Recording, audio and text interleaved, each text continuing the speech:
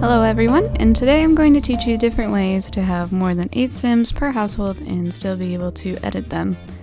For this tutorial you're going to need the Try for Baby in Larger Households mod, which I will link in the description, and you'll also need to use some cheats in order to get this to work as well.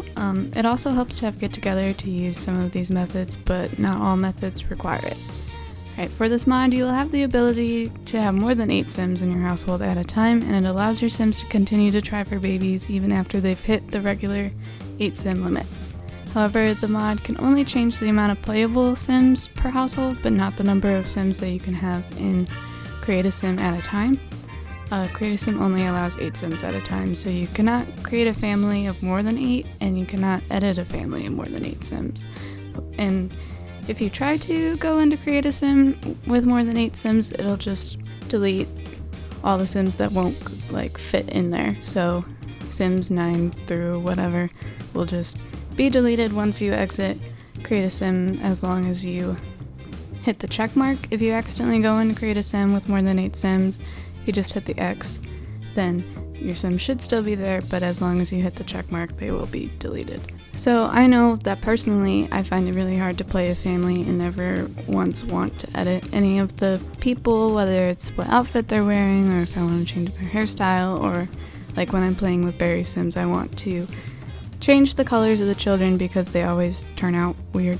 Even though you can't enter Create a Sim with a family larger than 8, there are ways to make it work, and it's just going to take a little more time than it would with a normal size household. And there's several methods of doing this, and so I'm just going to go over those quickly today.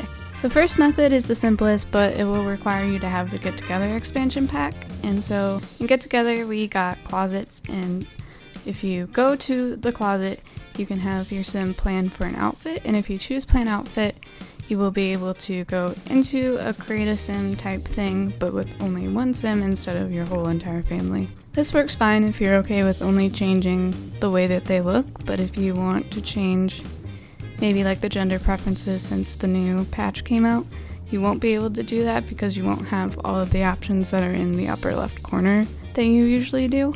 But if you're okay not messing with any of that stuff and you just want to change their outfit or their hair or anything like that, then this is a really easy solution. However, if you want to edit them a little bit more, such as like their eye or skin color, if you want to modify their body or their face, or maybe if you even want to use like the skin details tab, then you're going to have to use some cheats before you go into Create a Sim through the closet. You'll have to use testing cheats on and then cas.fulleditmode before you go in. If you do that, then once you get in there, you'll be able to edit all that stuff as well. For those of you who have watched my buried children tutorial video, you may notice that the trick I taught in the tutorial won't work when you edit only one Sim at a time. However, I found a trick that has so far worked here and can also be used in regular Create a Sim as well. For me, the skin and eye color seem to stay consistent once I edit them the first time. Every time I go in and exit the closet again, those don't change, but the hair color will always change every single time we go in.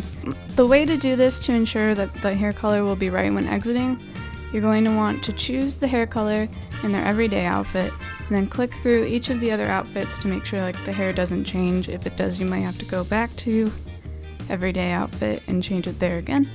And if you go through all of them all the way to swimwear and their hair color stays consistent, then you're going to want to stick to swimwear and you're not going to want to go back to everyday outfit.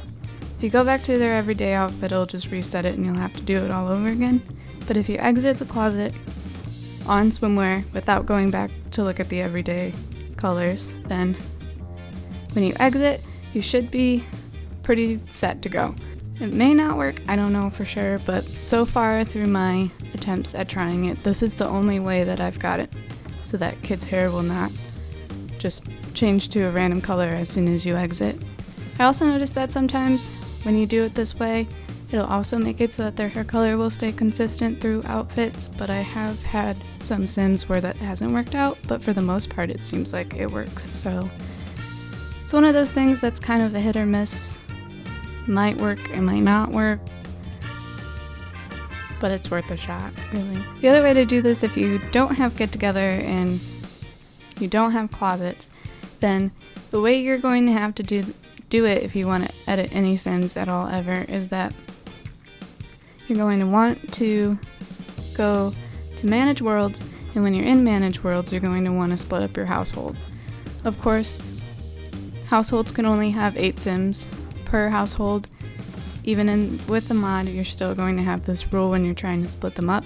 And so as long as you have 16, like a max of 16, then this will work. I'll go over later how to deal with more than 16. But for now, if you have at least 16 or less Sims, if you go into the split households option, you'll just have to kind of split them in half or just split whatever Sims you want to edit away from the standard family to make sure that the family in the house is only 8 Sims. And so you're going to have to move the Sims that you have moved out now into a new household, and so usually I just go to an empty lot. And then when you're there, you'll have the ability to just do the normal, like testing cheats on and then bringing them into create a Sim or just planning an outfit. And so you'll be able to do it as you normally would, but your Sims will be then split up into different households, and that's not what you want. And so once your Sims are all edited and you're happy with them, then you can go back to the original household and either visit the new household of the Sims that you moved out or invite them over, or however you want to get all of your Sims in the same spot. And then you're going to want to use testing cheats on. And then when you do that, you'll be able to shift click your Sims and just add them back to your family. And then that way you'll have all your Sims in your family just the way that you want them to look. It's more effort and it's kind of annoying, but that's really the only way that I've been able to find that you can do it. With a mod, you're able to have up to 25 Sims in your family, and so if you have that many, obviously you won't be able to split the family into 2.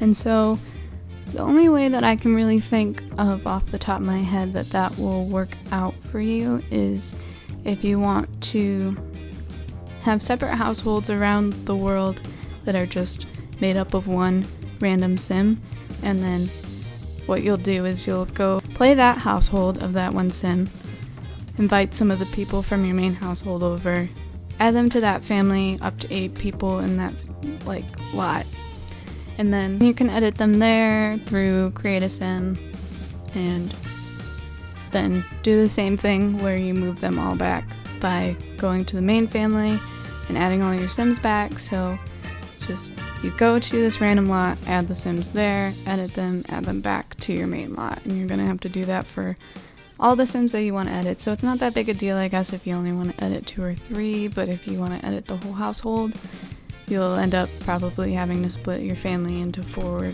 separate spots. So it's probably a lot of work, but if you don't have get together and you don't want to use the closets or whatever, that's probably your best bet to getting things to work without losing any of your people.